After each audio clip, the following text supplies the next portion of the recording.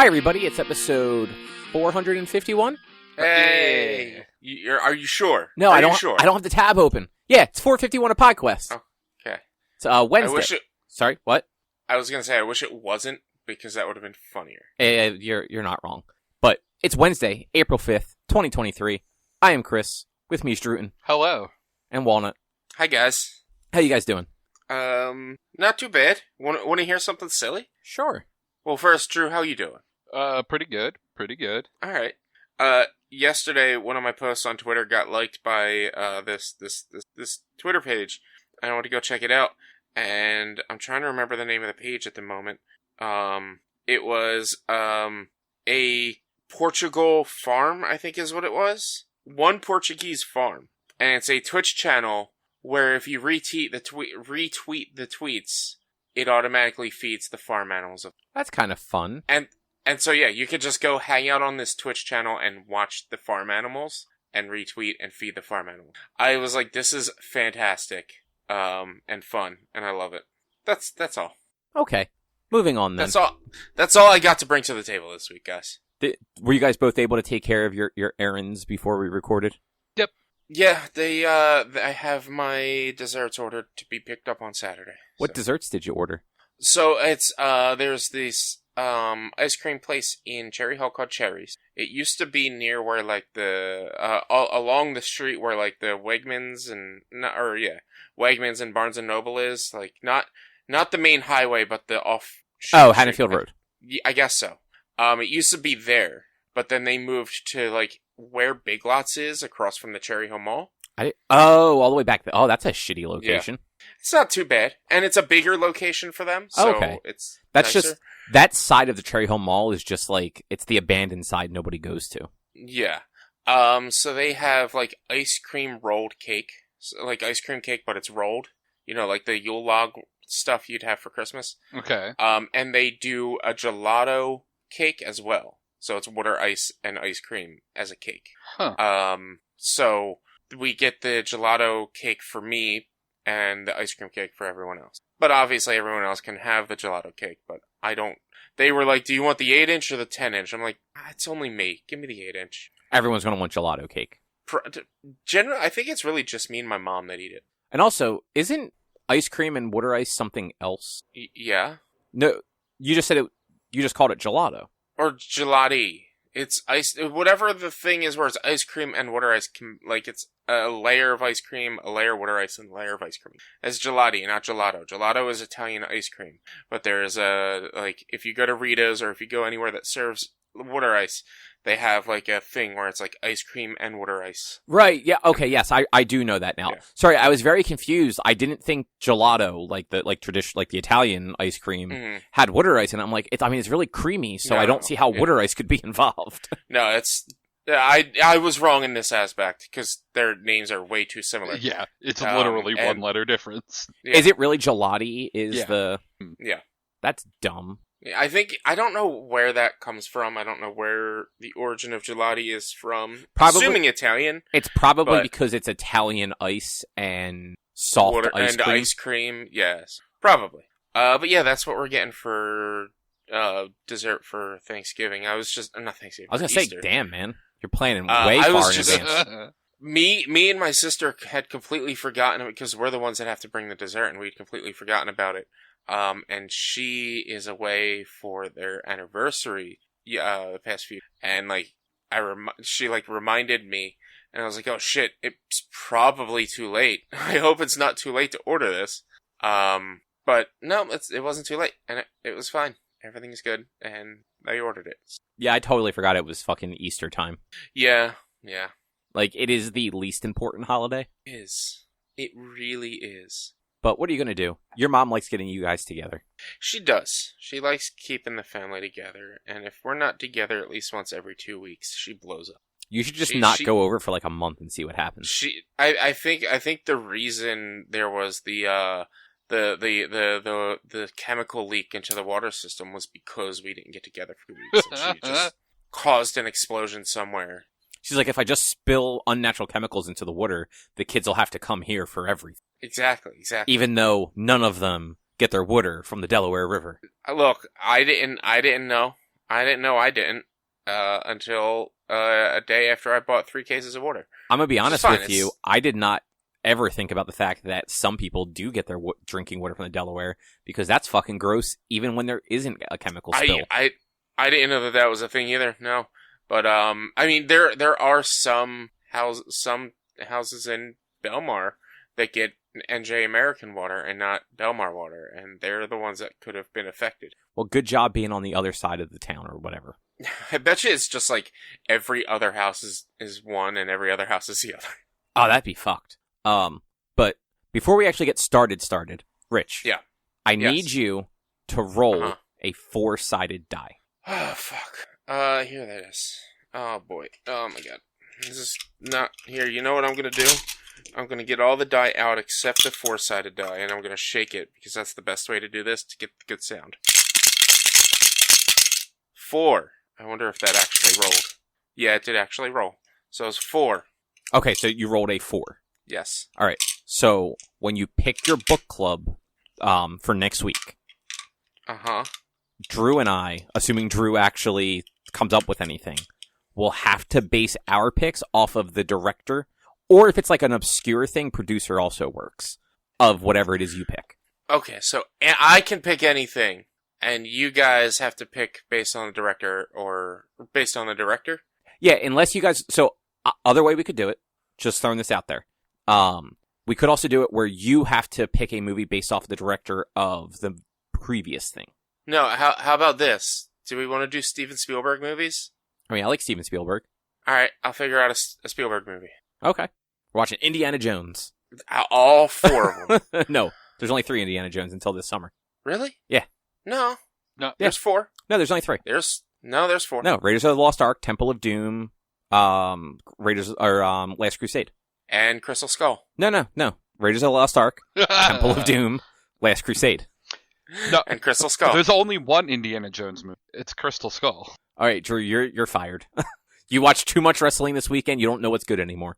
He got a concussion from watching people get concussions. Honestly, he's had so many that's possible. I've never seen an entire Indiana Jones movie. All right, we are watching an Indiana Jones movie. Temple of Doom.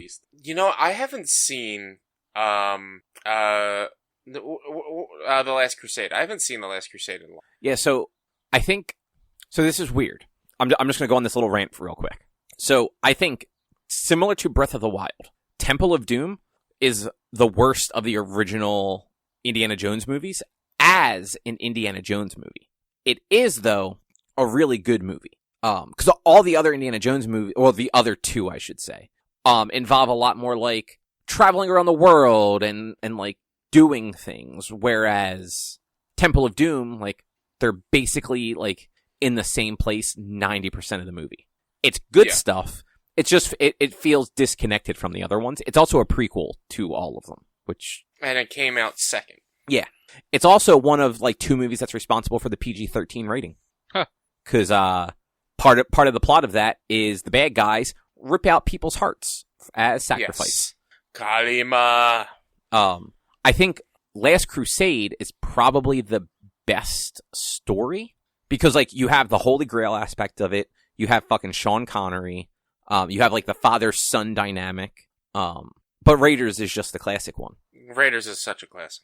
I mean, just the simple fact that whole movie, like, Indiana Jones was he served no purpose in the movie. Yeah. Like, had he not gotten involved, there's a better chance that the Nazis would have never found the Ark of the Covenant. And even if they had, they were fucking Nazis who were obsessed with, like, the power for themselves. So, like, they all would have still died on that island by themselves and no one would have ever known. Mm-hmm. Like, problem solved. But, cool. I think all of those are on Disney Plus, actually. Probably. Disney owns... It would make sense. I believe Disney... Cool. All right. Well, with that out of the way, Rich, what is on the agenda? So, it's a very late day because a lot of us didn't really do a lot, but we're going to discuss the Electronic Entertainment Expo, or exhibition. We're going to talk about HBO and Harry Potter. I guess we're going to talk about wrestling. And Cobb read a book called Secret Project 2, I guess? So it's not called Secret Project 2. I'll get into it later. it is not officially released to the public yet. So, like, the polite spoiler thing to do is to call it Secret Project 2. Okay. I'll explain later. Okay. But that's it. Yeah, light week. Richie didn't do anything because he's a fucking bum. I did a lot of other stuff this weekend, man. Did you? I did. I started watching one of my old streams from Hi-Fi Rush, so I could make a video about it. So what I'm hearing is you didn't do anything but watch yourself. Yeah, I Wow. masturbated to Fucking myself. narcissist. Wow. You get one sponsorship offer, and now, oh shit, I'm the be-all, end-all. Actually, there were two from Stream Elements. One of them was Raid Shadow Legends. The other one was just straight up Stream Elements. But Stream Elements, again, like I said, in the past I've looked it up. They are not legit. And so... I don't know. I just Googled... Well, I just binged them. They are the ultimate streamer platform. But their sponsorship deals are not legit. Okay, I mean, that's fair. Yeah. Because... I just made it over 310 followers. Why would they be reaching out to me for a sponsorship? I also hate their logo. Yeah, Stream Elements is just bad. Because I've also never signed up to anything for Stream Elements, so I don't know why they're contacting. I don't know. Yeah. Or, I don't know. It's silly. They probably have some algorithm that Yeah. Scours Twitch for some number. Yeah. But, Drew, if you've never seen their logo...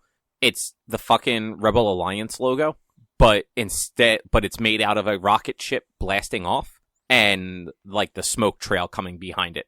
Like it's just fucking stupid. Oh yeah, that's pretty bad. Yeah, like they're not even original. What a bunch of assholes. Yeah. They just told space in 2 different formats. Yeah. Well, Rich, I'm never subscribing to your stream again because you're sponsored by them. I'm sorry. I'm not sponsored by them though. I'm not getting any money from them. Yet. Subscribe. Use your Amazon. But how about we talk a little bit about the death of E3? Sure. Let's talk about it. I'll be 100% honest. I don't really care. Just because we haven't had an E3. Like there wasn't really an E3 over the honestly really since pre-pandemic. Didn't they barely have anything in 2019? No, so they had a show. It's just leading up to 2019, a bunch of the major companies dropped out and either didn't do anything or did their own thing. Like, understandably, to my understanding, and Drew, I'm sure you've heard this on like different podcasts. Like, the ESA charged a fuck ton of money for like these companies to like have just a space on the show floor, and most of their actual business wasn't being done at E3 proper. People were going to like hotel meeting rooms that these companies had booked to see the games. They weren't standing in line at the booths. And the fact that up until I think 2016 or 17, it wasn't even open to the public at all. Maybe 2018. Because like a lot of people in games media were even saying it's like going to E3 as a member of like the public is pointless. Like, it is a trade show. It is not set up like PAX or anything like that where like it's meant for consumers. People, if they want to see something, they're going to end up standing in line for hours for a 5-minute demo. Yeah. Whereas the actual people there for like work, they're going and seeing larger chunks of that game in meeting rooms, talking to the people actually making the games. Mm-hmm. Yeah. I feel like the E3 was great in, the 90s when it started? The 80s? I can't remember. I mean, the peak E3, I feel, was like the late 2000s into the early 2010s, where everyone was just excited. They were... That's when streaming was becoming a thing, so you were actually able to watch these press conferences. You were able to watch the press conferences go from legitimate press conferences with, like, fucking PowerPoints and bar graphs to what we think of now when we think of E3 press conferences, where it's a bunch of bombastic trailers and slightly awkward developers. Yeah. And it's just like now with the internet where it is and with streaming and technology, it's just the E3 isn't something that could evolve to keep up. Like, yeah, you can have this E3 big is blockbuster. Yeah.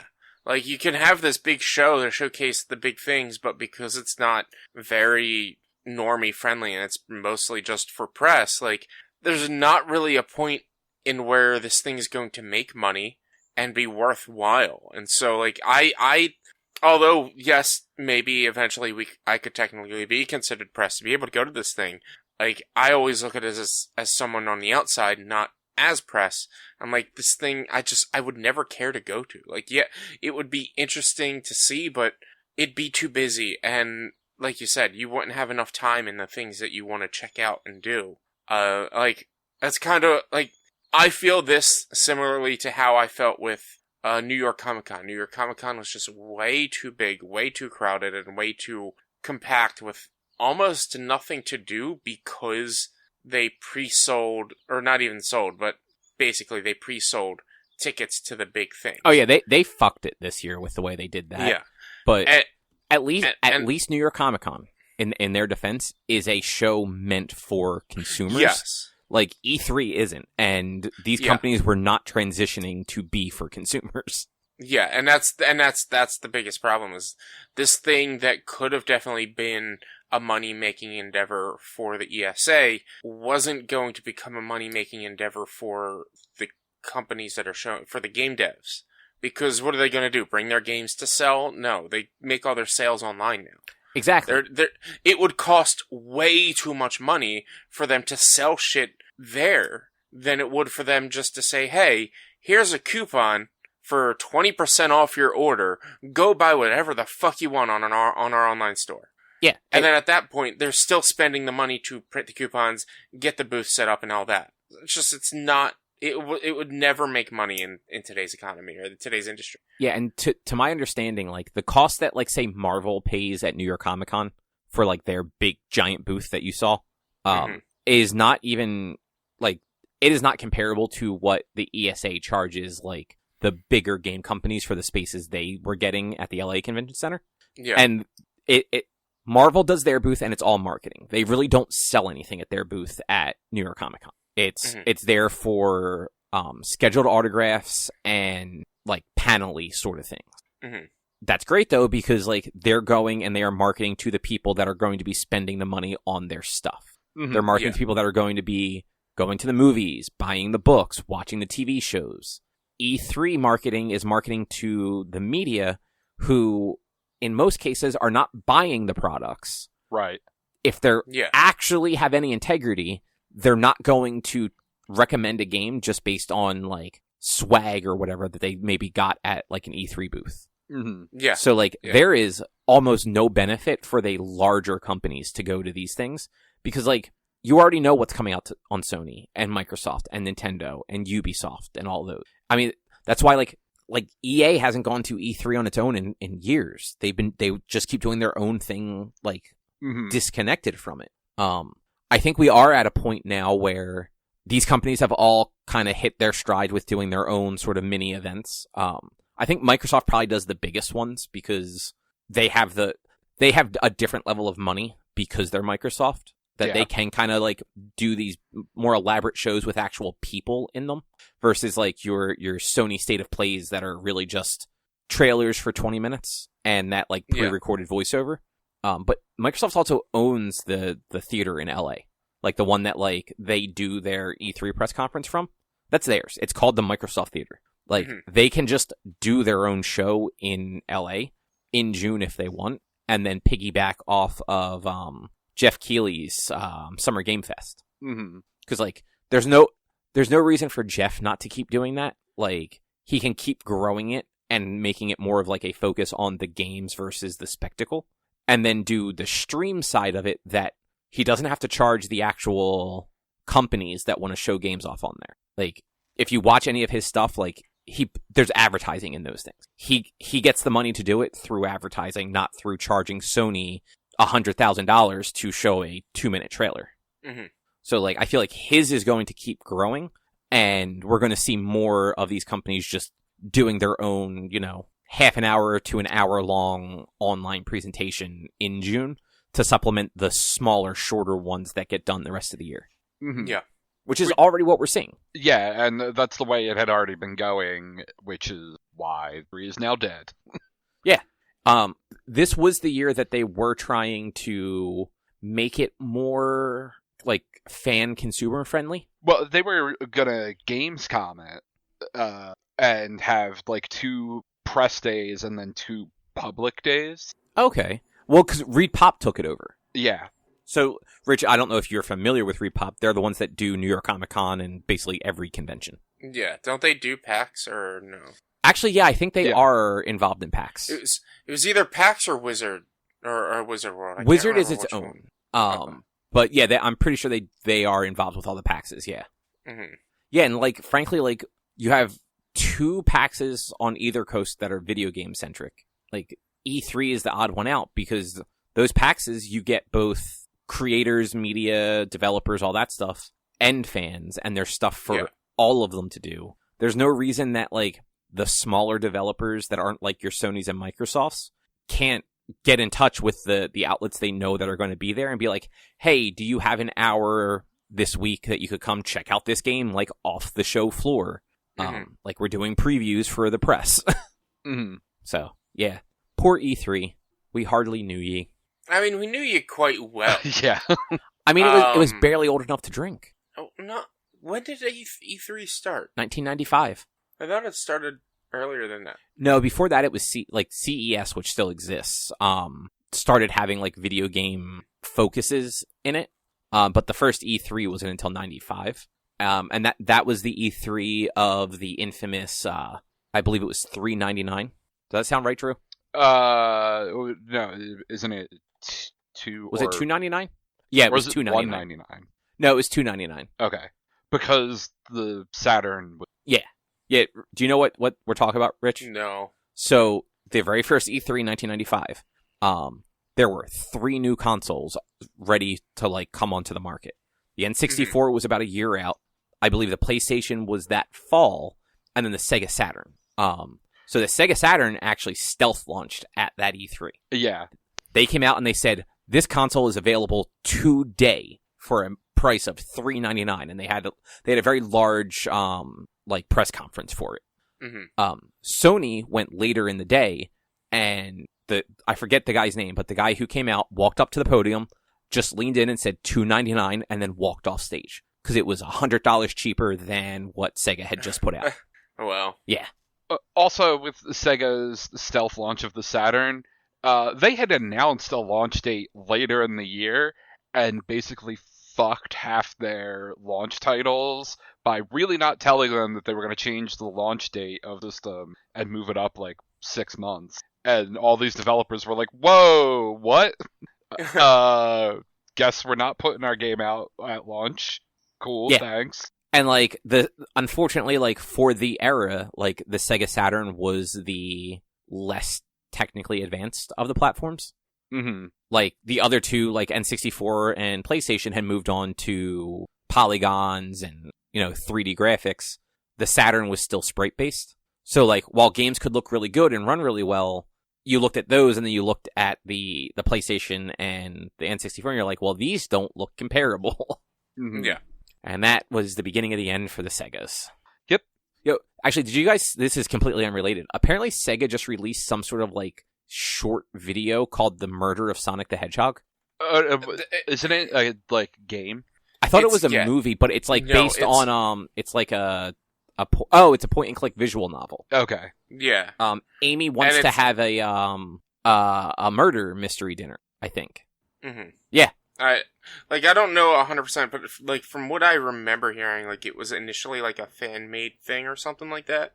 That Sega was just like, "Fuck yeah, we'll support this," and then like released it, like did the official release or something like that. Like I don't 100% remember everything I heard about it, but I do remember it. This was made by Sega Sonic Team, or I'm sorry, Sega Social Team. I cannot read this little text from so far away. So Sega did make this. It's freeware. It was released for April Fool's Day. But it's Amy's birthday, and they get everybody together, except for fucking Big the Cat. What a bunch of assholes. Shadow and Rouge are there, but not fucking Big the Cat. What a racist. And yeah, they're doing a murder mystery it looks like it's in the theme of like Murder on the Orient Express. It sounds brilliant. I want to check it out at some point. It's ridiculous. I mean, it's on Steam, and I'm pretty sure it's free. Yeah, I'll have to see if it's like playable on Steam Deck or something. Probably. I'm sure it is. I'm sure with no problem it'll be playable on Steam Deck. So the only problem that I might run into on Steam Deck, since it's a visual novel, is the text might be too hard to read. It depends if they actually like optimized it correctly or not. True. But it can't hurt to try for something that's free. Exactly. Yeah. But yeah. I'm slightly bummed E3 died because I did actually apply for a press pass for this year. So it's your fault. Just out of shits and giggles. Maybe it is. But also then all the big publishers that were remotely remaining were like, no, let's not. Like, I guess Ubisoft was kind of like the only one that was really left, honestly. No, I'm pretty sure they dropped out, and that was when they were just like, all right, cool, never mind. Yeah. Sorry, everybody, April Fools. I remember seeing the headline of Ubisoft saying they weren't going to be at E3, and then like a week later it was canceled. And you see, like, this is one thing maybe E3 would be good with, is instead of highlighting the big guys, highlight the indie devs that might be able to get out there, but because they charge so much for a spot, the indie devs aren't going to be able to afford it. Like, for instance, if Dreamsoft Games were to want to go there and show off the game that they're working on, it'd be way too fucking expensive for them to head out to showcase this game they're working on. Like, but like, it would be a good opportunity for a small developer like that. And so if they were to change with the times, lower the prices, shrink up the booths, have it be something that is still press oriented, but for smaller developers to then jump into the limelight, like, that would be perfect. That is what this show should be. That is basically GDC then. Sure, I've never paid attention to you guys know I don't pay attention to any of these conferences. Like, you're not wrong. Like you're right. But like, GDC is like, the larger companies do go, but you get a lot of indie and smaller developers there looking to network. And it's basically it's developers and publishers and media. And it's people there like promoting games, talking to people about games, talking about games as a whole, and trying to like pitch their game and sell their game both to a publisher and to the media to promote their game. Yeah, and that's what E3 really needs to be, or might need to change into if they want to keep it going. It's dead. There is no way it's coming back. It's not going to happen. And because there kind of is no point in basically doing a second GDC, and then you saying that, like, if they want to focus more on indie devs, like, that's just PAX. That's what PAX is. Yeah, they literally have the indie mega booth. Yeah. Like, not to say no big developers do anything at the PAXs, but most of the games you hear getting buzz at PAX are the more style game. So, like, yeah. I mean, ReedPop has no reason to do another show also on the West Coast for indie devs. I mean, yes, but also it's LA and Seattle. They're pretty far apart. I mean, yes, but like, it's the same as how isn't there a PAX Texas or something like that? Not anymore. Yeah, no, PAX South died pre-COVID. Yeah, it's sure. Seattle and Boston. It's Boston. Seattle, Boston, and Australia. Yeah. I believe they still have. Oh, are they still doing Australia? It's listed on ReedPop's site. I don't remember if they did it recently or not, but like, you also have, like, in Europe you have Gamescom, which is huge. Mm-hmm. And literally like physically between PAX and E3, you do have GDC that covers, like, there isn't a need for E3. Mm-hmm. Like, E3 does not have a niche to fall into, nor would it have one that it could reasonably fill, because we have other shows that do it, even if they're not in the same geographic region. And frankly, LA doesn't have as much game stuff. Like, a lot of the bigger outlets are either fully remote or in the San Francisco area for, like, their headquarters. And most developers are not in Los Angeles because it's too fucking expensive. Mm-hmm. Yeah. Like, Sony is one of the few that has actual studios there, and probably Microsoft. And that's also why, like, with New York Comic Con, it works with, like, say, Marvel, and I'm guessing DC. I don't really know. No, DC. Isn't Marvel based in New York? Yeah, Marvel's headquarters in New York, for now at least. DC has actually been in Burbank, California for at least a decade. I didn't know that. But also, DC has not had a presence at a New York Comic Con in probably close to a decade, actually. Yeah. And so like, I feel like over the coming years, you are going to see a lot of these bigger conventions, maybe like the New York Comic Cons and stuff, that have these big names, maybe have less of those big names on them because they are likely to be relocating to cheaper areas. And so I can see it being like, all right, well, Marvel still will be at New York Comic Con. It's not going to be a booth as big as it is, and it's going to be pushing on selling things. You know what though? That is entirely possible, but I'm trying to look up the attendance. So New York Comic Con, in 2019 had 260,000 attendees. Mm-hmm. In 2021, it had 150,000. Last year, it was back up to 200,000, and that's attendees. That is paying customers. Marvel's gonna drop the 20, 30 grand they have to man those booths because like in the long run that is making them money. That is getting stuff out there that they are involved in. Maybe like I don't see how, if you're not located in New York, how it's beneficial for you to run something to a convention that's in New York. Well, Marvel will never leave New York. Well, you just said they might be moving. Oh, that was I was joking because of all the stuff happening with Disney. Yeah. Disney fired the basically the head of Marvel. Oh well. Yeah, but that guy was also like a complete douchebag, so like he deserved to get fired. Good. But yeah, no, that was mostly a joke. Like Marvel is synonymous with New York City. Like most of their characters are based in New York City. Yeah.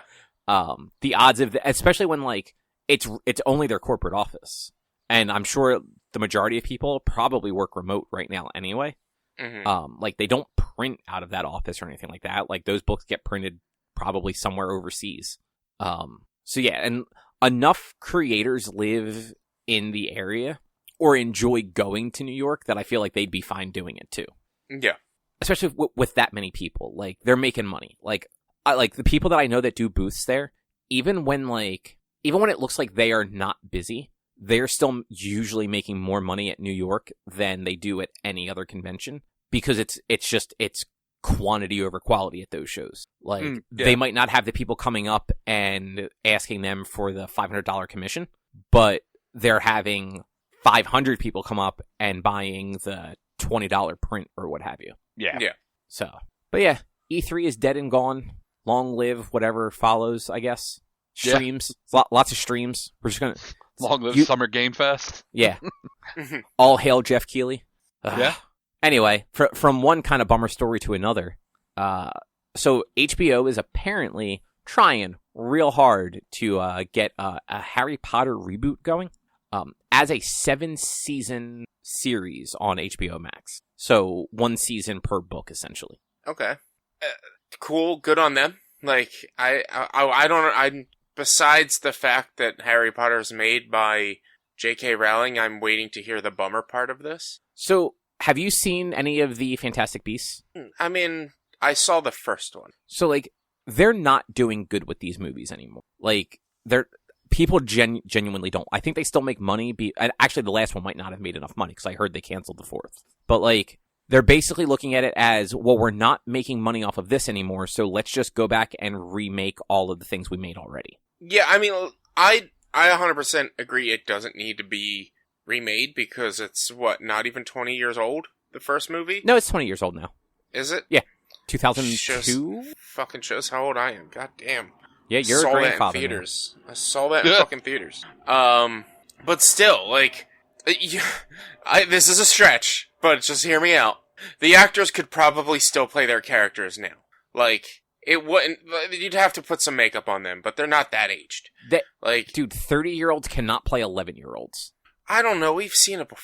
And just upage them a little bit. Make them 13 instead of 11.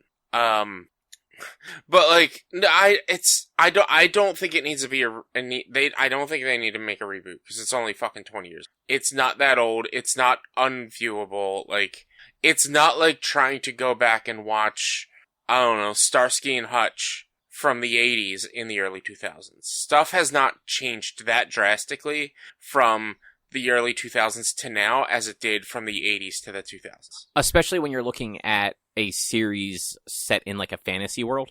Yeah. Like, it's not like we're looking at them going from flip phones to smartphones. Yeah. Like, I mean, the only thing I can think this is potentially good with a reboot is they can expand upon more of the books. If it's going to be a series, and I don't know, let's say it's 10 episodes, and it's a chapter, like, I don't know how many chapters Harry Potter is, but say it's 10 chapters, 10 episodes. I know, I'm just throwing out a number.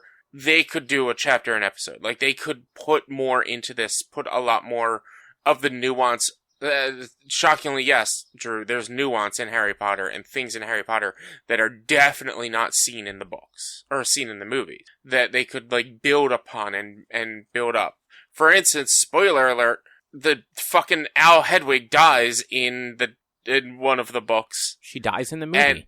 And she dies in the movie, yes, but you don't have that connection with Hedwig because you saw her, like, twice in all 4 movies before that. I'd argue the bigger fucking death would be fucking Dobby. Well, I was getting to that one. Like, but, like, it's still, like, there are a lot of things, a lot of nuance in these books, a lot of things in these books that we did not experience in the movies that we were supposed to feel for.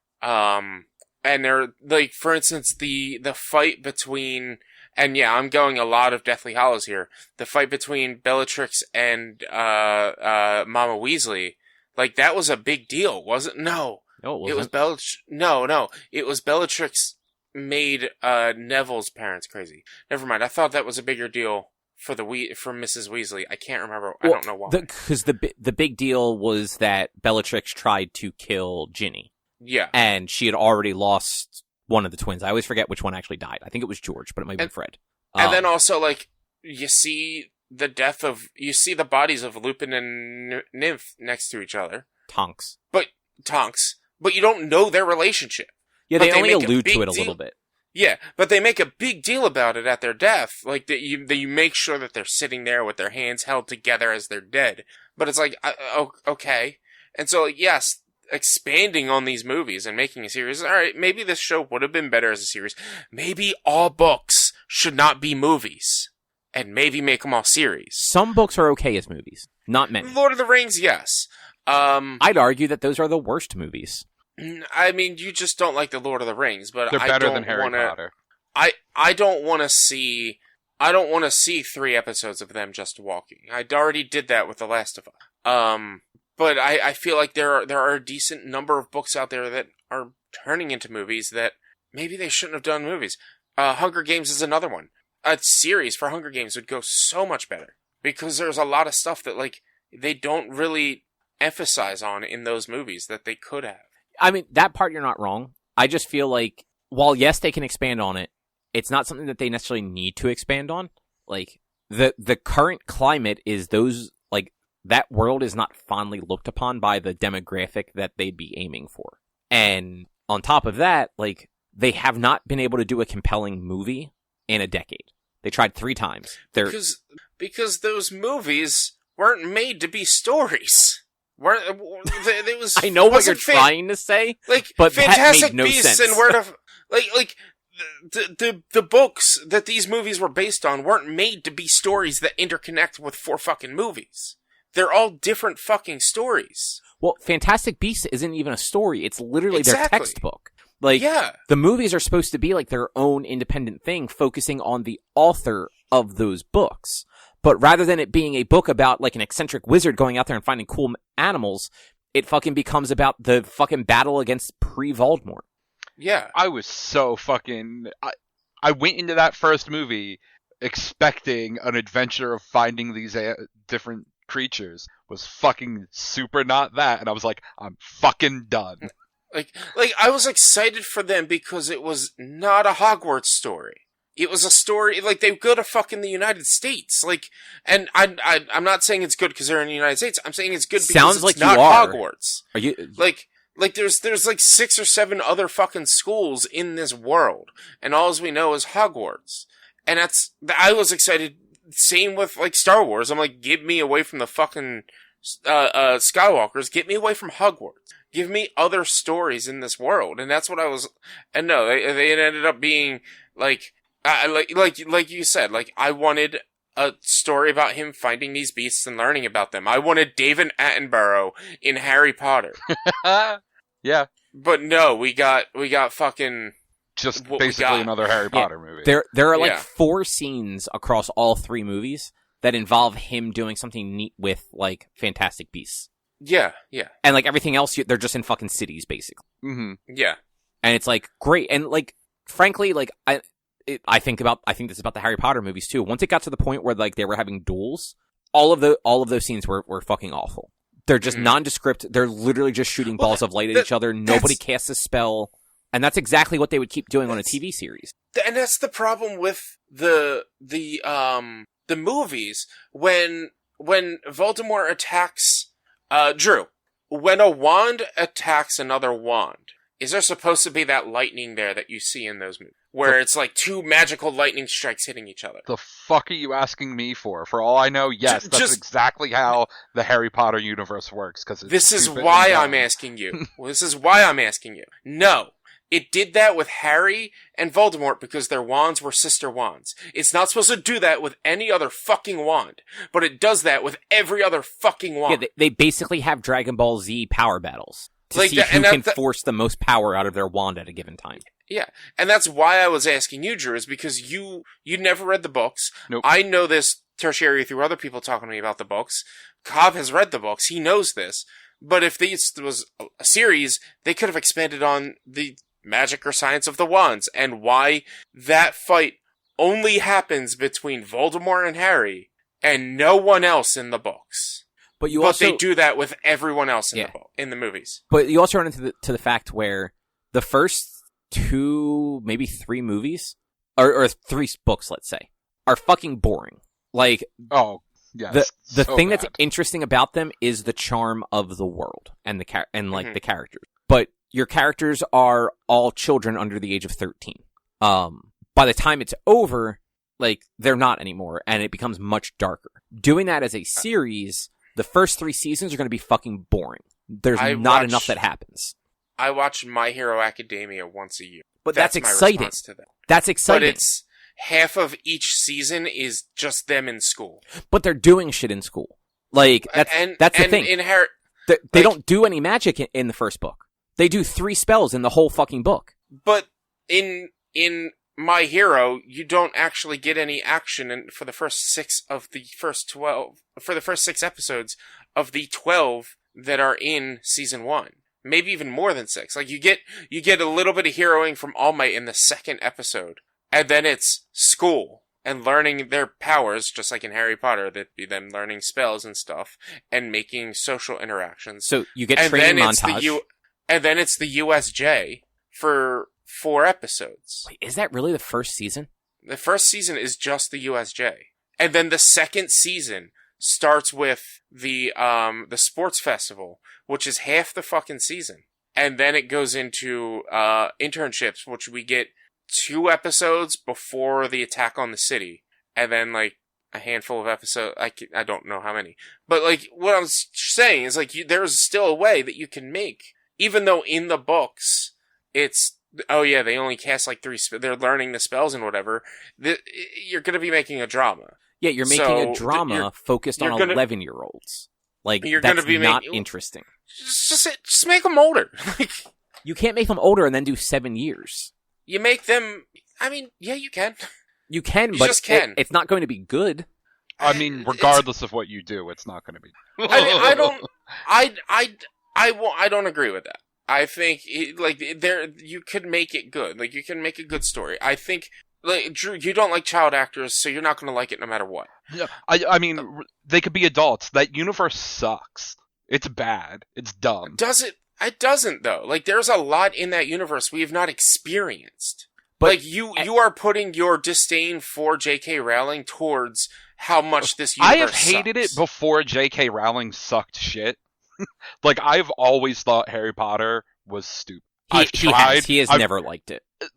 I've never liked it. I've watched all the movies. I've listened to some of the audiobooks with Sarah. It's bad. It's bad writing. It's a bad universe. You cannot make good Harry Potter content, period, in my opinion.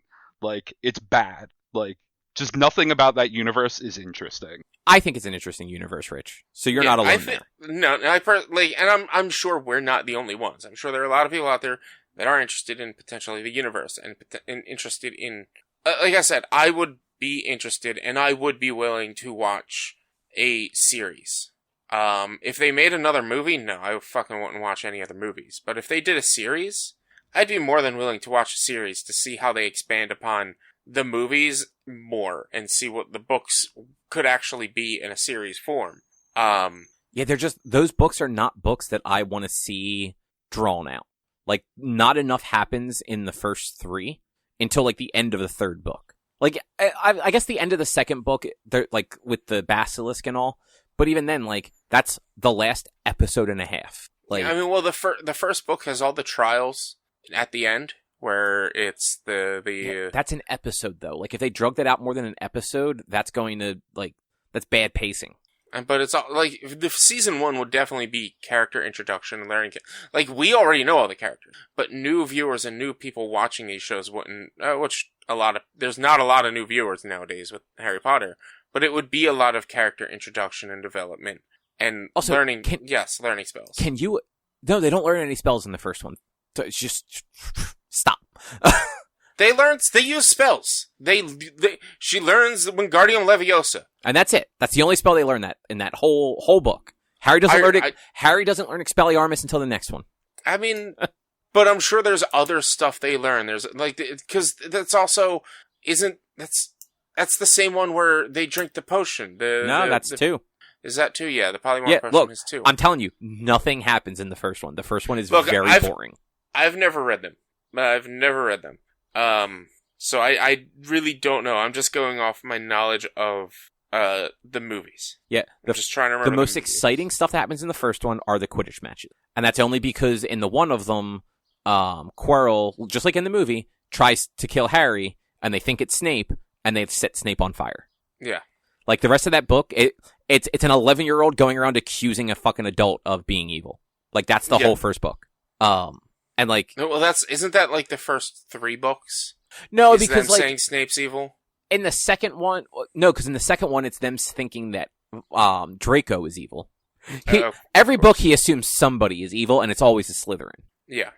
But in actuality, it's only ever been a Slytherin one. Yeah, wasn't Voldemort was Voldemort a Slytherin, or was he? No, he was Slytherin.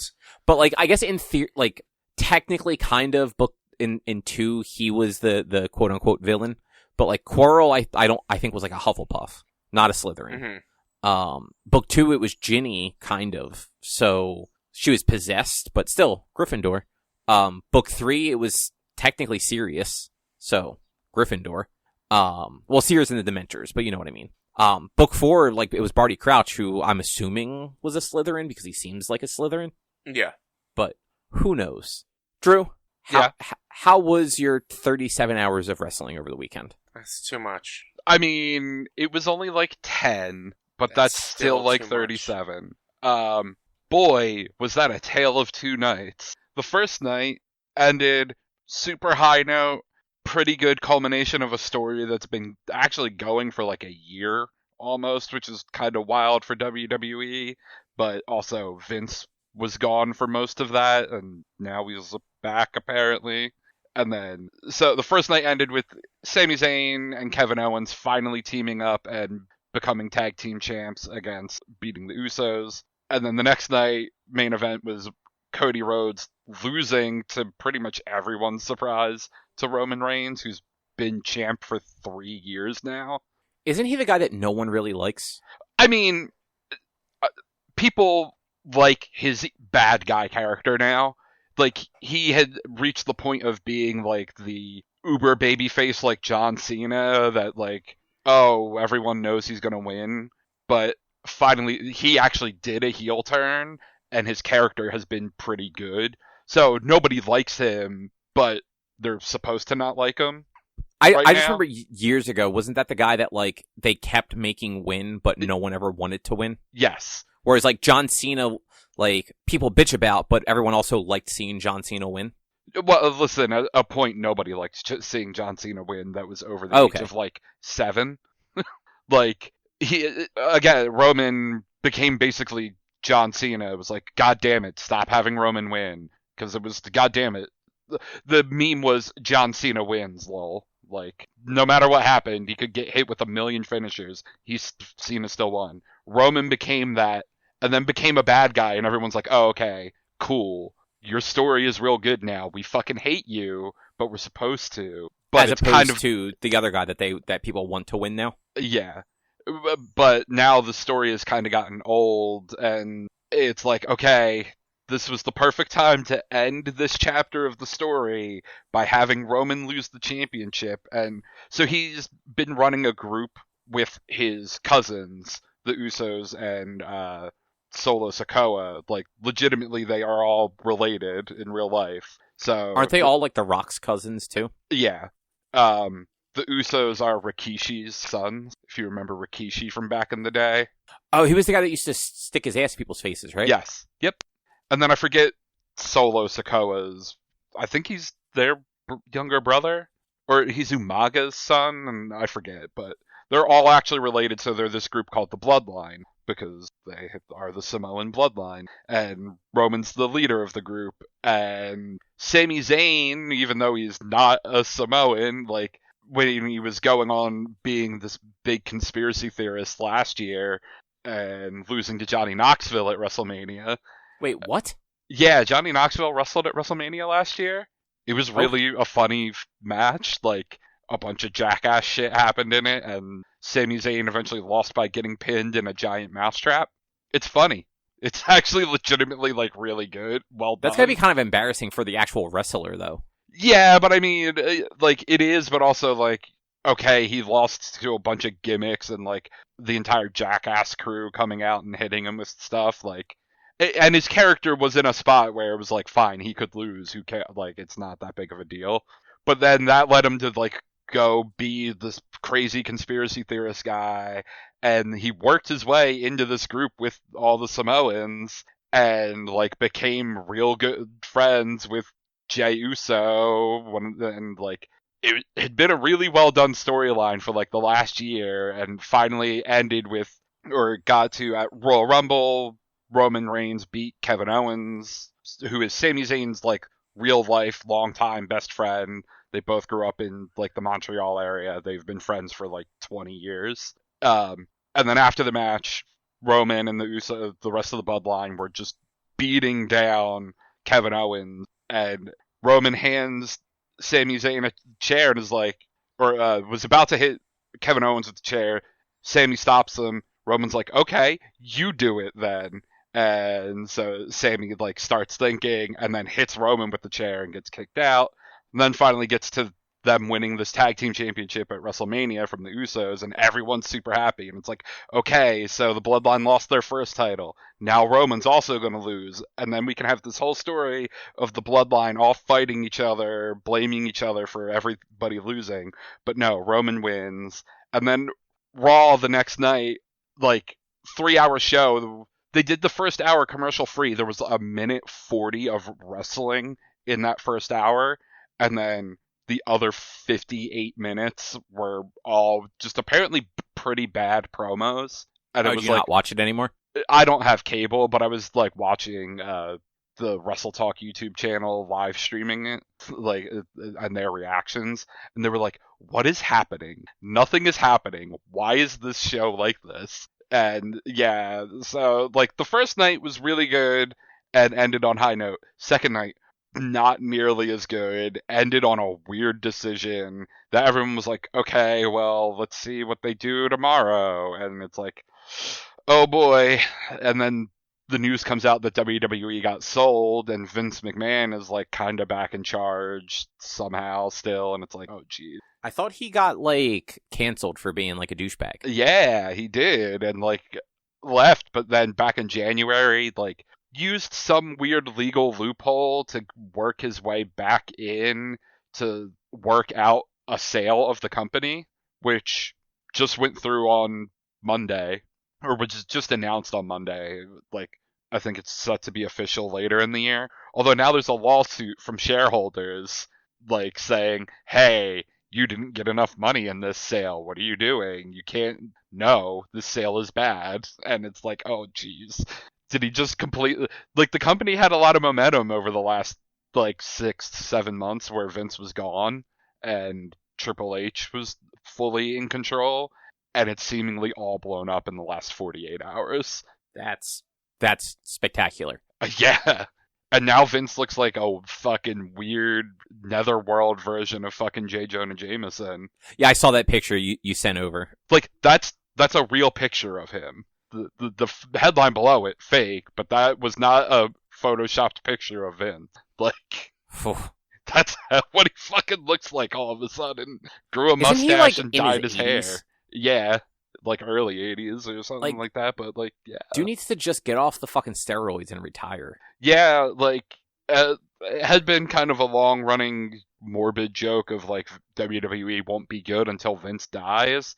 And then the whole thing came out of, like, him paying hush money and he got kicked out and it was like, oh, okay, well, he didn't need to die, but he just needed to go away. But, oops, he came back and has maybe ruined everything. Oh, was it actually good for, like, the year he was out? Yeah, like, they, for the most part, like, obviously it wasn't perfect. Like, they had a weird Mountain Dew sponsored match at the Royal Rumble pay-per-view that everyone was like, why? Why did this happen?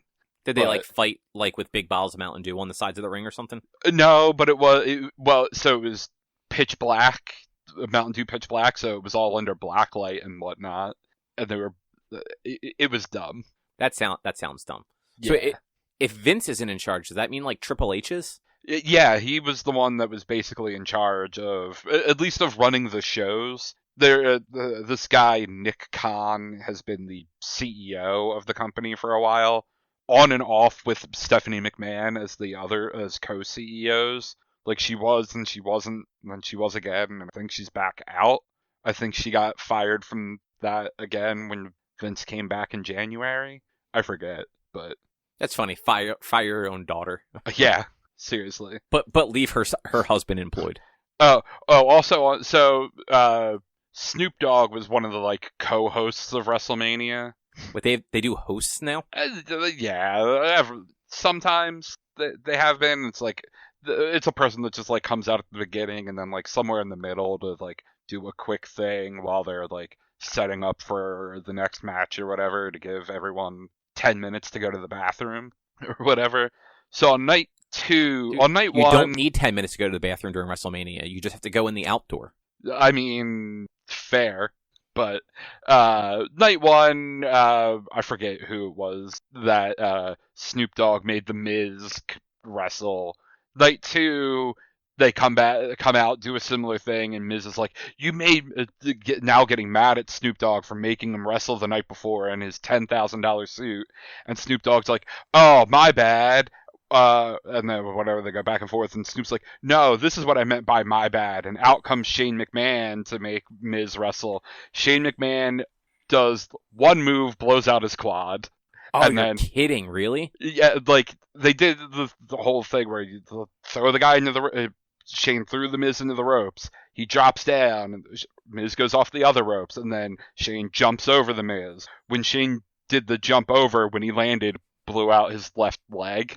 Like for real, like not yeah, for real, like in wrestling, like fake injury. No, like torn quad, could not get. He tried getting back up, crumpled over, like in the most sad way possible, and then so Snoop Dogg just comes in, punches the Miz.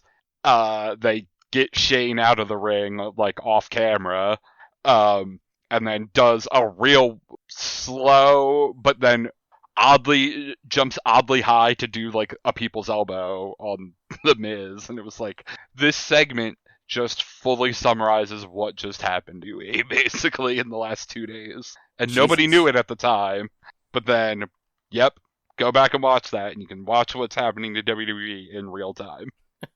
Rich, what did you think of WrestleMania? I assume you watched it. Oh, it was beautiful.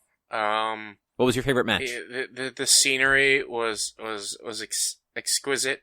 And I thought the animation was fantastic. You really liked that Cinnamon Toast Crunch sponsorship? Absolutely. That's what I was talking about. You know, You know, those the weird animation AI and the or sponsorships. not AI, not VR, AR. That's what you like their AR graphics. They really stepped their game Absolutely. up this year, right? You know, speaking about this stuff, there's one thing I noticed when watching football that makes me laugh. Uh-huh. It's when they throw the graphics on the screen and then add a fucking shadow on the ground for the graphics. Dude, they gotta make it look real. Also, how do we know that they're not just holding up a fucking balloon or something? You know, we don't. We're not there. We don't. But I love that. Like, the attention to detail of like, hey, here's this graphic that we're showing you. And then you look on the ground and it's like, oh, there's a shadow right underneath that graphic at the spot it should be at. And it's not just like a shadow at the bottom of the screen. It's just like on the field where the graphic would be. I'm just like, that is so much detail that you don't need. You don't need that much detail. Or do you? I don't know. It's football, man. You don't. Fake fan over here. Maybe. So, real quick, next year, WrestleMania is in Philadelphia. We're going, right, guys? Are you paying? No. We're gonna get press passes. Let's go. I will sell my press pass. You know what? You get me a press pass, I will go to WrestleMania. All right. But I want You're one of waiting those for seats. me to say I would too. I want one of those deals where I get to take the seat home with me. Ooh, I wonder how. No idea how their press stuff works. I know they have a bunch of press people at these things now, and they do like post-show press conferences. Fucking Greg Miller's an announcer or some shit now. Greg Miller loves getting cream pied by wrestlers. Wait, what? Go look at his Twitter today. It's been real bad. Oh, what / did he have? real great. What bet did he lose? I don't know, but like he tweeted something about getting cream pied by JBL, like, and then I guess a bunch of people were like, "Come on, Greg, phrasing." And then I saw another tweet. He was like, "Oh, Xavier Woods has cream pied me too. Come on, guys, it's all right."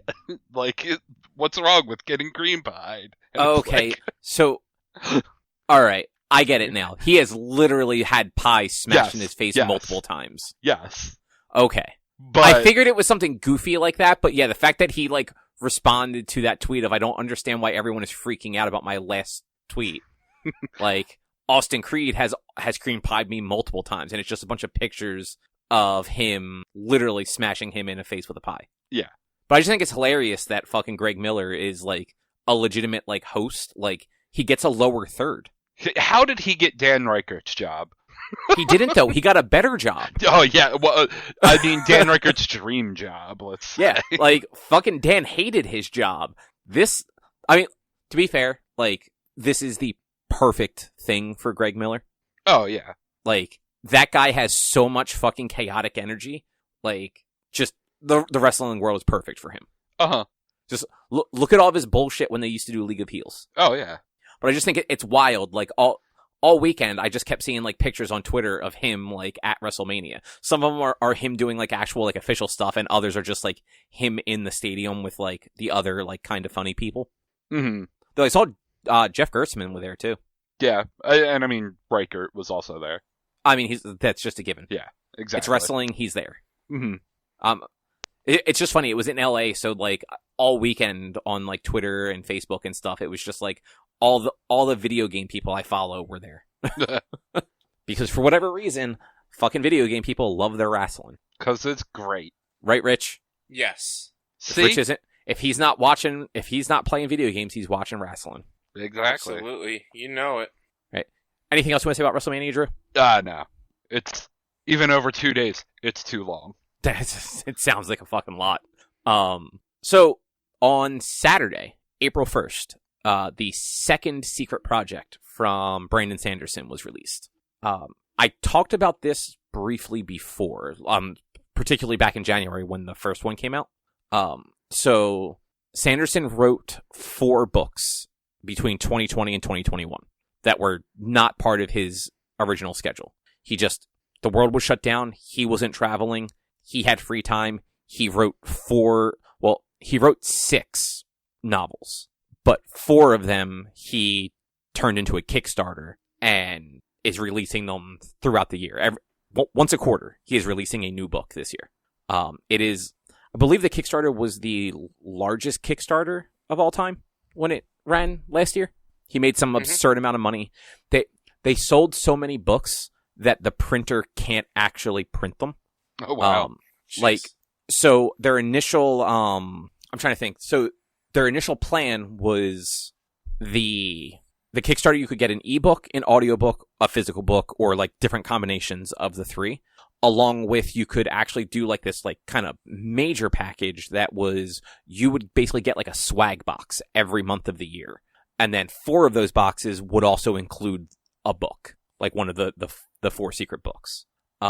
They needed to have so many books printed, and the printer also just had trouble with the printing process, that they ended up having to like reschedule a bunch of stuff, and they sent box 2 out in January, and they are still trying to fulfill all of the book 1 deliveries. Damn. Because they just had so many. Like tens of thousands of more copies of each book than they anticipated. So it's wild. But the second one came out on Saturday. Generally because nowhere, unless you actually go to his website and like look for it, the title is not given anywhere. Even on like Amazon and stuff like that, they're theoretically not supposed to have the titles up. They're not supposed to reveal the titles until closer to the 10th or the 11th. Because it's basically, if you have the Kickstarter, you have 2 weeks with the book ahead of time. And then the ebook and audiobook go up for sale around the 10th or the 11th. And then 4 months after the physical book releases, a mass market version of it is released in bookstores. So spoilers for anyone that doesn't know about the book now, because I know you guys don't give a fuck. So the book, fantastic name. It is called The Frugal Wizard's Handbook to Surviving Medieval England. Okay. Would you guys like to guess what sort of book it is? A high science fiction comedy. It's an isekai. Yes. You are both correct. No. Yeah. No, I'm not. No. I'm not. No, you are. I'm not. You are about as correct as you can fucking be. No, I'm not. You are actually more correct than Drew is. It was a joke, everybody. It was a joke. But it's real. But also at the same time, it wasn't. I was thinking, what's that, what was that movie?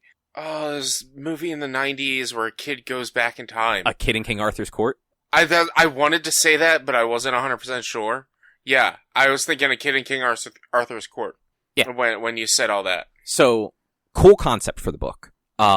In this world, it is somewhere past the year 3000. Not sure how far. Sporadically through the book, they mention dates. The furthest out that I remember seeing was like the early 3000s. Or I'm sorry, the early 2100s. Now, I jumped way too fucking far. Like I saw like some 2099s. I think it was like 2170 or something like that was the highest I saw. But so it's in the future. Humans have discovered dimensional travel. And there are companies that have basically purchased the rights to certain subsections of dimensional travel based on criteria. The criteria that this one is using is the company is called the Frugal Wizard, and they sell dimensions to people who want to experience something similar to medieval England. So the way it's described in the book is these are all they are actual parallel universes. They are not exactly like ours.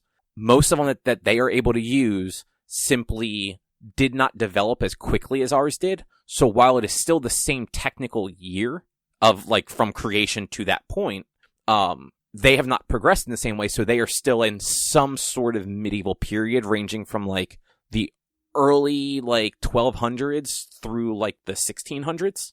But they're generally pretty close to what we would have. There are occasionally different offsets where like maybe the Vikings won, or you know the Romans didn't manage to take over most of the world, like just weird kind of offshoots like that. But it's generally like because of what they can do, they have very similar to our dimensions. They do sell ones that like maybe could be a little bit crazier. Like maybe the bubonic plague is still happening in one of these. And if you want to take that risk and try and be like the savior that you know cures the plague, you can pay a premium for that. Because we're in the future, though, everybody at birth is injected with like nanomachines that do all sorts of stuff for them. Keeps them from getting sick, regulates body temperature, can heal wounds, can even actually be used to heal other people's wounds within reason.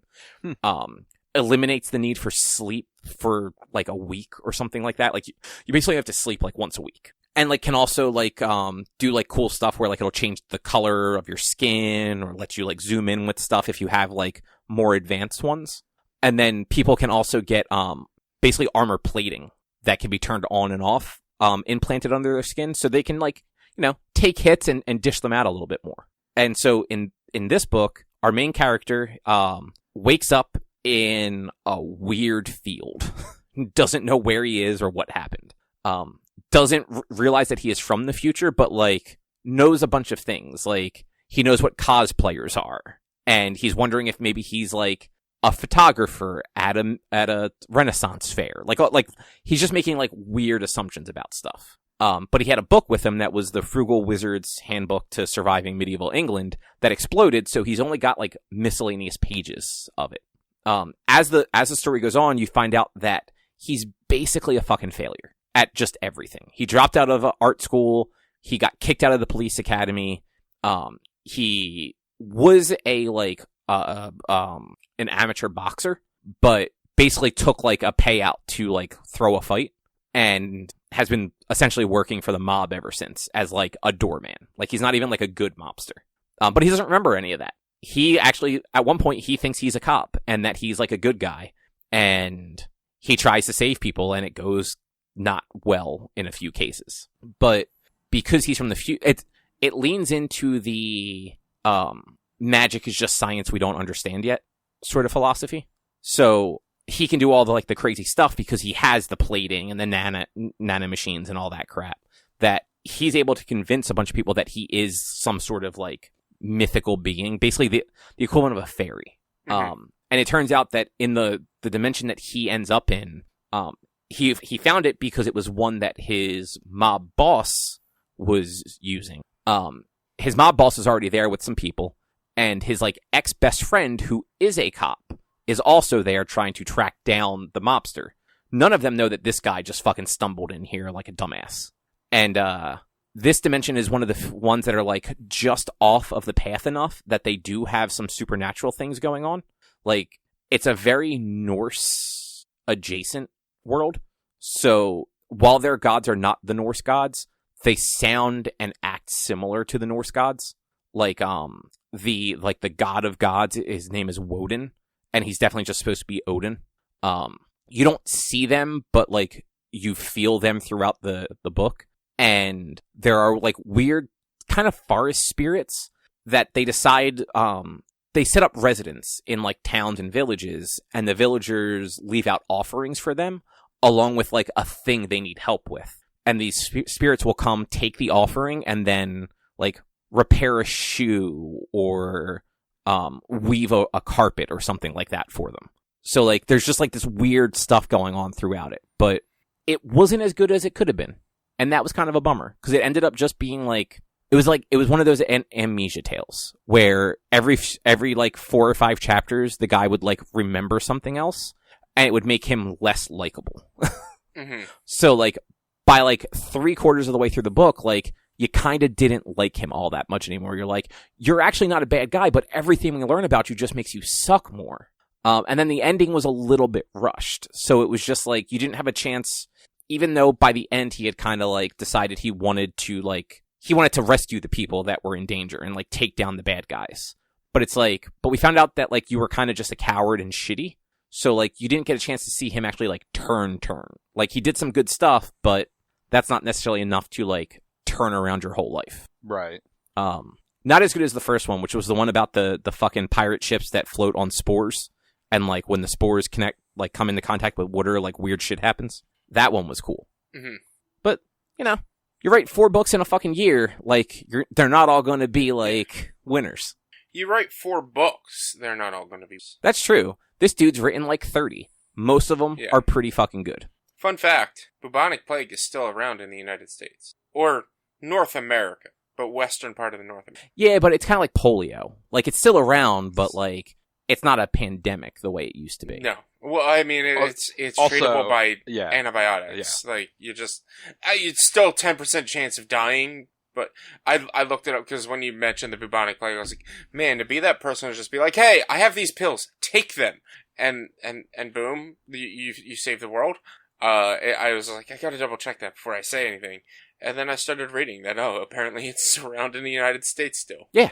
Yeah, I mean, like, there are very few diseases that are, like, actually eradicated. Like, because eventually they just come back because we're all a bunch of fucking morons. I mean, the bubonic plague doesn't have, like, really a vaccine. Yeah, it's just, don't live in filth and squalor, right? Yeah. Shit, I gotta clean up, don't I? Yeah. This whole story has actually been an intervention, Rich. I see. So you're trying to talk to my roommates then. Gotcha. Yeah. You need to get in touch with them. I figure you can just play this for them later. They're not going to listen. No, that's fair. But yeah, for the problems with the book where it comes to, like, the main character being a little bleh, the setting and, like, the concept was really cool. Like, I would like to see other things use that concept of dimensional travel is, like, a real thing. It's controlled. We know how it works for the most part.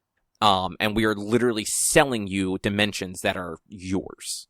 Because I think that's the big thing in this is it's not like an amusement park. You're not going to this for, like, the day and then coming back. You are buying this dimension for life. It gets keyed to you. Unless you share that key with other people, nobody else can get in or out of it.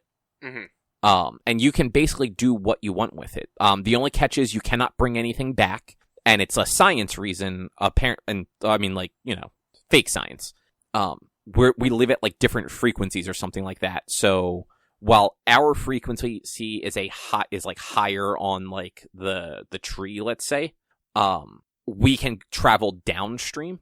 I know I'm fucking mixing metaphors here. But because we can travel down to, like, branches, if we're the trunk, the branches cannot travel to the trunk. Interesting. Yeah. So, like, you can take some stuff there and, like, rule the world. But, if you find a person and fall in love and want to get married and actually go live in, like, modern times, you can't. Like, you just have to stay in medieval times and hope shit goes okay. Which, like, I'm sure there are people that do that, but also, like, that kind of sucks. And they do have, like, stipulations on, like, what you're allowed to bring in with you. Like, they don't want you bringing, like, nuclear weapons in or something like that. But they will sell you packages where you get, like, a nuclear generator. So, like, you can basically, like, start a town. You can jump right to the Industrial Revolution from fucking medieval times. Mm-hmm. It's weird. It's cool, though.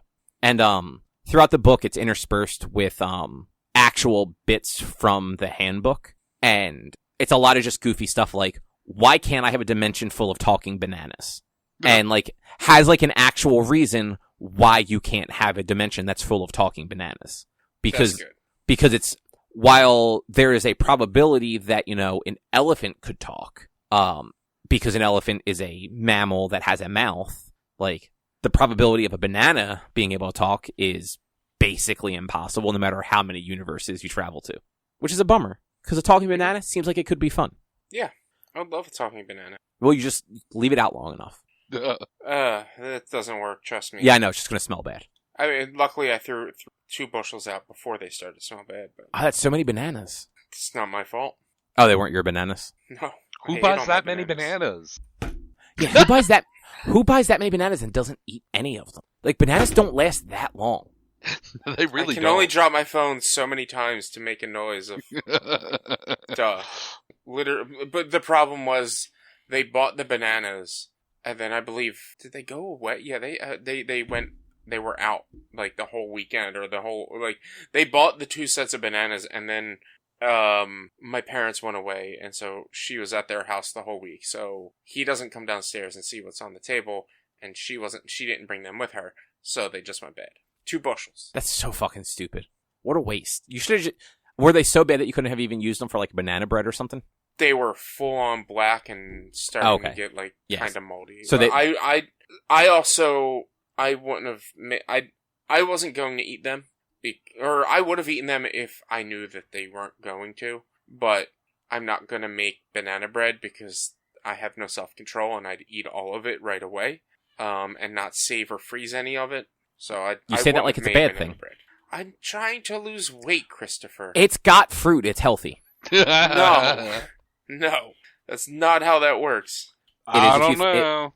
Look, if you believe hard enough, it is. I mean, I can try, but it's not how that works. So look, go buy 4 bushels of bananas, make some banana bread, and then we'll see. Yeah, this is getting into complaint about them hour. They bought she bought fruit last week, and one of the fruits she had was a pineapple, and who buys a fucking pineapple? It's not who buys a fucking pineapple. Who buys a fucking pineapple in March? They're not in season. Like a legitimate pineapple, though? Like, not like sliced or something. Like a full pineapple. A full pineapple. Which, yeah, who the fuck does that? I would. They sell them pre-cut. Why get them pre-cut when you could get them fresh? I'd rather have them pre-cut where I can just drop them on a grill. But are you getting the canned ones or just the pre-cut ones in a plastic container? Oh, like the pre-cut ones that like Wegmans does that day. Then why do you need all that extra plastic? You could just buy a pineapple and cut it yourself. Because that's a lot of work. It's not, actually. It is. You got to shave the sides, cut the top and bottom. Fuck that. Yeah, that's like... It literally took me 5 minutes to do that. Yeah, that's 5 minutes I don't have to worry about. I can just get that nice plastic container. It's already ringed. I can just drop those rings right onto the grill. You're such a waste of trash. I mean, trash is You know what waste. I mean. You know what I mean. You use so much waste. To be fair, like, I don't ever buy that much pineapple. Yeah. And, like, a full pineapple is too much pineapple. But they bought a pineapple, and she was like, I completely forgot about this pineapple. You can have it. And I'm like, why did you buy all this fruit that you're not going to eat? She bought a bunch of fruit. Alright, this will be done with Complaint Corner after this. She bought a bunch of fruit, and she bought a bunch of mason jars, and cut up the fruit and put them in mason jars, and put them in the fridge. The mason jar is not going to keep the fruit fresher longer. Yeah. Because she didn't seal them. She didn't, like, boil them and seal them and get all the air out. No. She just closed up the mason jars and put them in the fridge. And it's been in there for 2 weeks. Or a week and a half. Honestly, if anything, at that point, it's probably going to make them go bad faster. Because, like, I mean, it has the screw top and it has a lid and you can tighten it, but all that friggin' air is still in there. You didn't... And it's cut, so, like, it has a much shorter shelf life than if it was still, intact. Yeah. So as they were leaving, she was like, you can have this fruit, and I forgot about this fruit, and that's all in there, and there's this one. And I'm just sitting here like, it's all bad. It's been cut for a week. It's been cut for a week. And now you have to be the one to fucking empty it out if you want to use your, like, refrigerator. Trust me. Just trust me. That's all I got to say about that. Did you put it in, like, a tote and then just put it in their bedroom? I should. That would be fucking hilarious. You just put a bunch of, like, just the mason jars and all of the loose fruit. Just put it in a fucking little, like, box and just set it in front of on their bed or something. Like, I don't know why she bought mason jars. She bought, like, 2 containers of mason jars. 2, like, packages of mason jars. I don't know why. You don't use that. If she tries it again, I'm gonna tell her you're not doing that right, and that's not saving anything. But, yeah, that's a waste all the way around. Mm-hmm. Just like there's more I can complain about, but that'll be off podcast that I'll talk to you on, which I think I already complained about some of it. You did. And I think that will probably do it for this week. Yes. Wow. Way to sound excited. Jeez. I gotta pee. Oh, okay. That's fair. So next week we have our book club, which is Pitch Perfect 2. Mm-hmm. And other than that, if you would like to find more of our content, you can head over to www.one-quest.com. You can also help us by supporting us at patreon.com/onequest. If you can't support us there with your dollars, though, you can go to your favorite podcast platform, Apple Podcasts, Google Podcasts, Spotify, a whole bunch of other places. Rate us, review us, subscribe. It all helps. You can find us on social media, facebook.com/onequestonline or at @one_quest on Instagram and Twitter. Our YouTube channel is youtube.com/onequestvideo, and you can always send us an email to social@one-quest.com. Rich, what's your stream look like? Check me out, twitch.tv/b_walnuts, where all of April, and it'll go past the 4th of May. I'm just going to go through the entire split of Ranked in Apex. I'm playing Apex Legends on Ranked to see how good in Ranked I can get. Yesterday we made it to Bronze 3, so it starts at Bronze 4. We're now in Bronze 3. Come check it out. a little bit of a teaser. I am working on a Let's Play series of Fallout 4, so this way to get new content while I'm just playing one single game for an entire month. So come check it out. Cool. And with that, we will be back next week with something else to talk about. Thanks for listening. Bye. Bye. Bye.